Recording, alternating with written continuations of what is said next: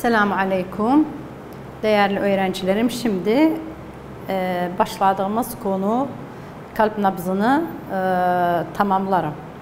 Biz geden deriz kalp dairesini aldık, kalp nabzını aldık dedik. Kalp dairesidir. 3 aşamadan oluşur. Kulakçık kasılması, karıncık kasılması, sonra her ikisinin gevşemesi.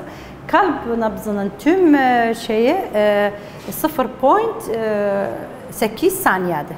Süresi 0,8 saniye her biri. Yani bakarız bir ikisinde kalp çalışır, bunda kalp dinlenmesidir. Yani kalbin dinlenmesi eşittir kalbin çalışmasına ömür boyunca. 4 saniye dinlerse 4 saniyede çalışır. Şimdi bilim adamları bir alet yaptılar kalbin nabzını ölçmek için. Ona diyorlar ECG. Yani bir elektrik aktivini kalp içinde bunu ölçerler. ECG, elektrokardiyograf. Elektrokardiyograf, o da yani bu resmin adı ECG. Elektrokardiyograf. Yani kalbin elektrik çizgisi. Bakarız burada kaç aşamadan oluşur. Varımızda PQ, var Q, R, S, varımızda S, T. PQ yani burada onun karşısında bunu koy yazarım. Kulakçık kasılmasına ne diyorlar? PQ. Yani PQ kulakçığın kasılmasıdır. Ama QRS karıncık kasılmasıdır. QRS. Ama kulakçık karıncık gevşemesine diyorlar ST. ST. Bu kadardı. Bu bize gösterir. Ama görürüz ki kulakçık kasılması süresi azdı, gücü azdı. Gücü azdı. Ama karıncık kasılması gücü çoktur. Bakarız ne kadar yukarıya çıkmıştır. Ama o da normal şekilde bunlarda eşit olar. Kalp nabzı zamanı 2 ses üretilir. Lup, dup. Lup, dup. Yazarıq lup, dup. Kalp nabzın sesi. Lup uzun, düşük bir sestir. Lup, dup. Ama dup hızlı, güçlü ve kısa. Lup uzun, sesi az, düşük. Ama dup kısa, yüksek. Sesi çok. Bunlar neymiş? Lupun sesi yarım ay kapakların kapanma sesidir. Ama dup çift ve 3 çatallı kapakların kapanma sesidir. Yani biz biliriz, hatta evimizde, odalarda bir kapıları kapanma zamanı ses üretirler. Bu da lup yarım ay kapakların kapanma sesidir. Ama dup nerede diğer çift ve 3 çatallı kapakların kapanmasının sesidir. Bazen bu lup dup arasında başka bir ses duyulur. Mesela o da doktor bu şeyle sema'anı göğüs kalp üzerine koyanda mesela lup dup lup uf dup uf uf uf aynı bir kuş sesidir, denizler üzerinde uçar. Onun sesine buna diyorlar kalp ufurması. Kalp ufurması nedir? Eğer kalp içindeki kapakların kapanması eşit bir şekilde olmasa, biri birinden daha ertelense bir yerde ikisi kapanmasa lüp düp arasında üfürme gibi bir ses oluşur. Buna diyorlar kalp üfürmesi. Şimdi bildik, kalp nabzını bitirdik.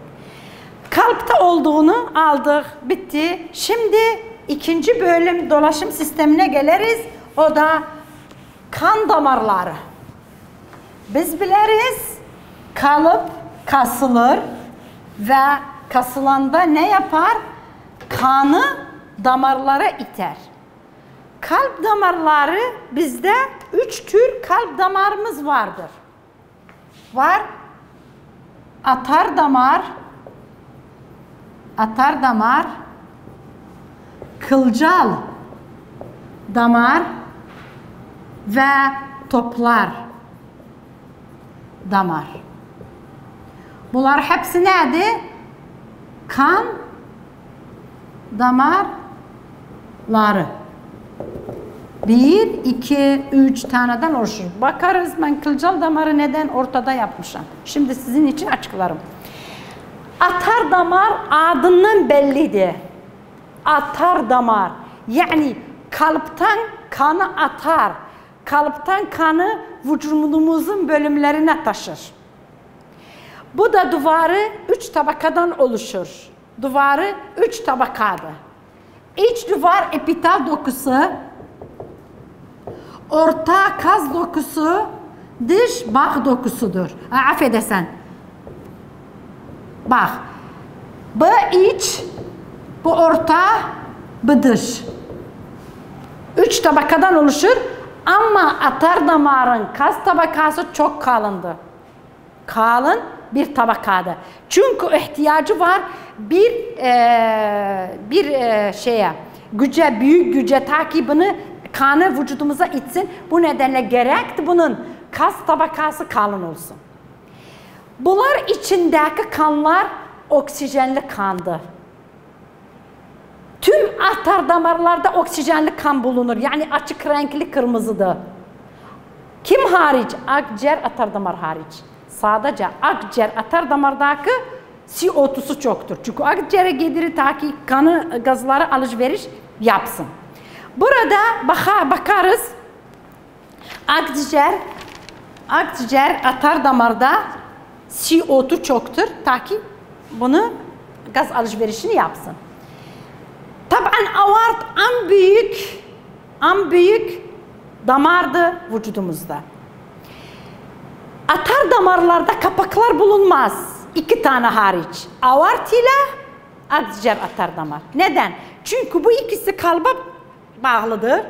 Kalba bağlı olduğu zaman kalp gevşeme zamanı olabilir, kan geri dönsün. Bu nedenle her ikisi içinde ne var? Yarım ay kapaklar bulunur. Ama başkalarında hiçbirisinde bulunmaz. Ve kanın da bunlar içinde yönü neye doğrudur? Kalbin tersine doğrudur. Görevi nedir bu atar damarların? Gaz ile besin maddeleri dokulara ulaştırsın. Ama akciğer atar damar hayır. Ne yapar? Kanı, oksijenli az olan kanı akciğere aparır. Orada ta ki oksijen elde etsin, CO2'nu orada kurtursun. Burada bakarız. Atar damarlarda bir olay oluşur. O da kan basıncı. Bunlar içinde kan basıncı var.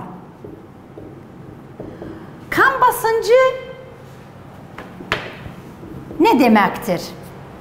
Atar damarlarda kan taşıma zamanı atarlar damarın duvarı üzerine kan bir güç saldırır. O güç kan basıncı ona diyorlar. Güce kan basıncı söyleriz. 2 tür kan basıncımız var. Yüksek basınç ve düşük basınç. Yani ona ne diyorlar? Kasıcı basınç ve o birine gevşeyici basınç. Kasıcı basınç adından bellidir. karıncıkların özellikle sol karıncığın duvarının kasılması zamanı oluşur. Bunun da ne kadardı, kaçtı oranı? 120 erkek, dişi de 110 ne kadar milimetre küptü. Bu erkek, bu da dişi, dişide. Dişide basınç daha azdı erkekten. Bu ne zaman oluşur? Karıncıkların kasılması zamanı. İyiydi. Düşük basınç ne zaman oluşur? Karıncıkların gevşemesi zamanı. Bu sayısı kaçtı? 80 ile 70 arası milimetre küptü. Bu erkekte, bu da dişide, kadınlarda. Dişide. Yani biz erkeklerde kan basıncını ölçme zamanı ne söyleriz? 120-80 üzerine milimetre. Ama civa. Ama kadınlarda ne kadar? 110-70 üzerine. Ama biz söylediğimiz zaman bu sıfırları kavzarık ne diyerek? 11-7 üzerine, 12-8 üzerine. Erkeklerde 120-80 üzerine, dişilerde 110-70 üzerine kan basıncıdır, kan tansiyonu. Görülmüşler bazı insanlarda, şimdi özellikle şimdiki günlerde en çok yaygın hastalık olan insanların toplumunda yüksek kan basıncıdır.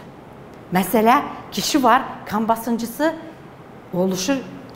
Mesela ne kadar varımızdı? Mesela 12 olur, 270'e oluşur. Mesela oluşur. Mesela duymuşuk, insan varmış, kanı 200 oluşmuş.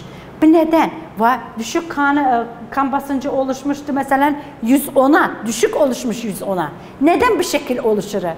Çünkü bir madde var, yağ maddesi, atar damarların duvarı üzerine çökeltir. Çökeltme zamanı, o zaman ne olur? Duvar kalınlaşır, atar damarların esnekliğini kaybeder, yani elastik gibi kalmaz.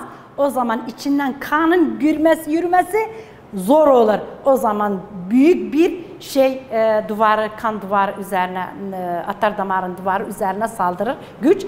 Bazen onun patlamasına neden olur. O zaman bakar, kalıpta oluşursa kalp krizi, beyinde oluşursa beyin krizi, akciğerde oluşursa akciğer krizi. Yani bunlar oluşur kan tansiyonu. Kan basıncının yükselmesiyle, anormal yükselmesiyle. O ya hangi madde? Özellikle kolesterol maddesi. Kolesterol maddesi atar damarların iç duvarına çökertir. O zaman onları darlaştırır ve esnekliğini kaybeder. Bu nedenle patlamasına çok zaman neden olur. Bu atar damarlar. Atar damardan sonra kılcal damarlar. Kılcal damar en yaygın damarlardı vücudumuzda. Çok küçüktüler. Atar damarların sonunda oluşur. Ama bir tabaka epital dokusu veya bir epital hücreden oluşur. Bir epital hücreden oluşur. Bir tabaka epital dokusundan oluşur veya neden bunun duvarı gerek çok ince olsun? Çünkü bu vücudumuzun dokularına yayılır. Dokuyla bunun arasında gerek ince bir duvar olsun. İçindeki maddeler, oksijen, besin maddesi ondan kolayca çıksın ve dokulara iletsin. Aynı zamanda ondan CO2 ile atıkları alsın ta ki vücudumuzu bu maddelerden kurtulsun. İçindeki kan yerine bağlıdır. Eğer atar damarlara bağlıysa sonunda onun rengi açık kırmızıdır. Ama toplar damarlara bağlıysa hariç akciğer damarlar onda koyu kırmızıdır. Bundan sonra toplar damarlar gelir. Toplar damarlar aynı atar damar gibi epital, kas, bağ dokusundan oluşur. Bu dokulardan oluşur. Ama bunun kas tabaka daha incedir. Daha incedir. şeyden toplardan atardamar, toplar damarın kas tabakası yani duvarı bundan daha incedir. Neden? Çapısı daha incedir. Çünkü kas tabakası incedir. Bundan başka diye söyledik bunlarda hiçbirinde kapak yoktur hariç aorta akciğer atardamar. Ama toplar damarın hepsinde kapaklar bulunur. Neden? Çünkü görevi nedir? Kanı toplar, tüm vücudumuzdan toplar, kalba taşır. İyi de. Bu kan kalba gelir. Kalp nabzı var. Bunu itirir. Yani eğer kapaklar olmasaydı kan geriye dönerdi. Hiçbir şekilde kalp içine girebilmezdi. Çünkü kalp nabzı güçlü bir nabızdır. Güçlü bir kuvvettir. Bu nedenle hepsinde kapaklar bulunur. Yani indi bildik. Toplar damar adından bellidir. Vücudumuzun tüm bölgelerinden kanı toplar, kalba doğru, kalba taşır. Duvarı 3 tabakadan oluşur. Aynı epital, kas, bak ama atardamardan daha incedir duvar çünkü kas tabakası incedir. Hepsinde kapaklar bulunur. İçindeki kanın rengi koyu kırmızıdır. Hariç akciğer toplar damar. Şimdi bakarız nasıl? Burada bir soru çıkar. Atar damarın geleceği nedir? Toplar damar nasıl oluşur? İkisi edebilir bir şeyle cevaplarını yazar. Bakarız ne olacaktı? Bunlar. Soru budur. Atar damarların geleceği ne? Toplar damar nasıl oluşur? İki soru birbirine bağlıdır. Ne olar? Biz söyledik. Kalpten kan nereye gider? Aort. Aort.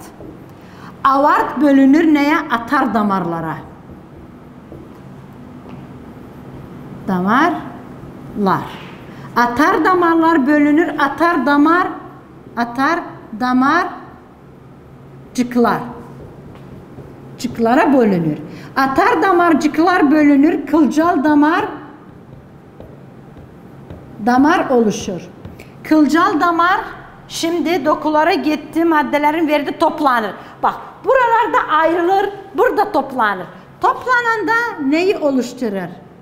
Bizim için toplar damarcık. Toplar damarcık olur toplar damar. Toplar damarlar hepsi birlikte toplanır. İki büyük damar oluşturur. Üst ana toplar damar.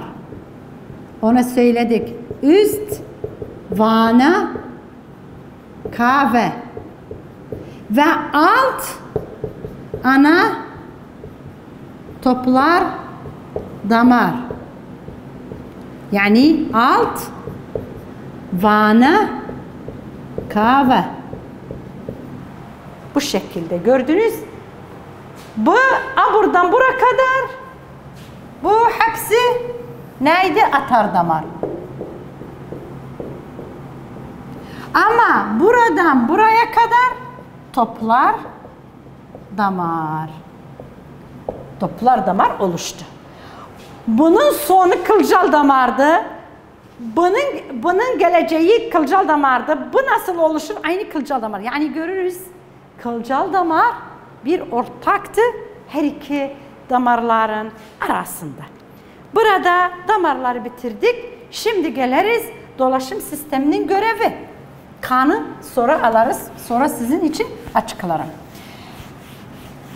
İlk önceden tabii insanın hayatı neye bağlıdır? Vücudundaki kan dolaşımına. Kan dolaşım düz düzgün ise hemen o insanın hayatı düz doğru bir kolay bir hayat yaşar. Ama eğer o insanda kan dolaşımında eksiklik oluşursa o insanda bazı problemler oluşur. Şimdi kan dolaşımına bakarsak kan dolaşımı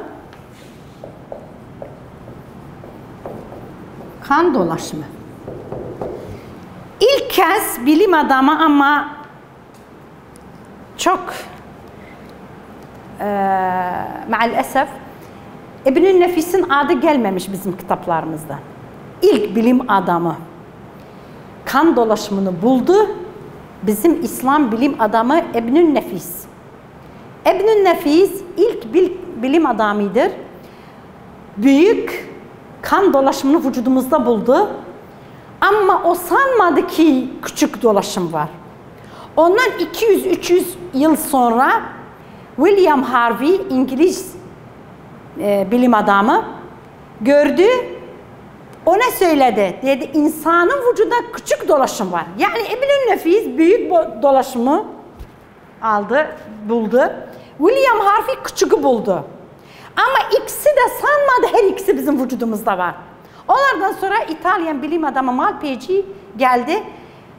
Kan damarlarını, kılcal kan damarlarını buldu. Baktı bunlar birbirine bağlıdı. Ha söyledi her iki dolaşım bizim vücudumuzda var. Her iki dolaşım bizim vücudumuzda var. O da varımızda akciğer dolaşımı ve sistematik dolaşım. Kan dolaşımı ikiye bölünür. Akciğer dolaşım. Buna söyleriz küçük dolaşım. Ve o biri sistematik dolaşım. Yani büyük dolaşım. Bakarız şimdi küçük dolaşımdan büyük dolaşım neyi kapsar? Küçük dolaşıma gelirsek akciğer dolaşım. Önceden gerekti biz bunu bilek kimle kim arasında oluşur ve buna katılanlar kimdi? Var birincisi özelliği bakarız nedir?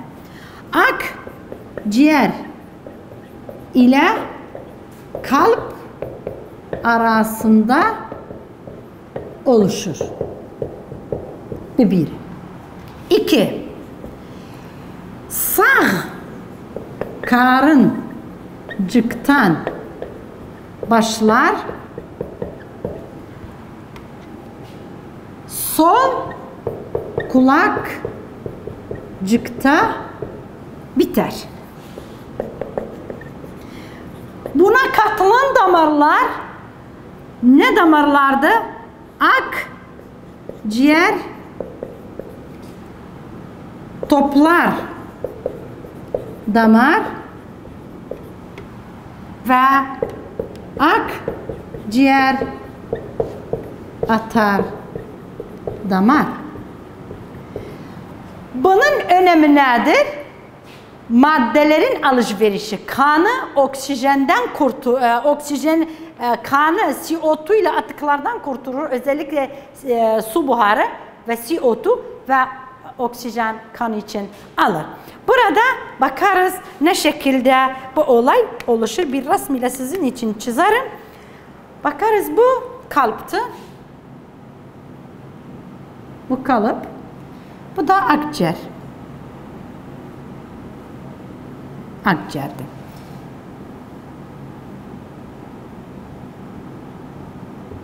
Burada ne olar? Akciğer atar damar. Sağ karıncıktan kanı alır, getirir göğüs bölgesine. Göğüs bölgesine ikiye ayrılır ve burada üçe ayrılır, burada ikiye ayrılır. Bu ne yapar? CO2'nu aparır akciğere. CO2'nu akciğere verir.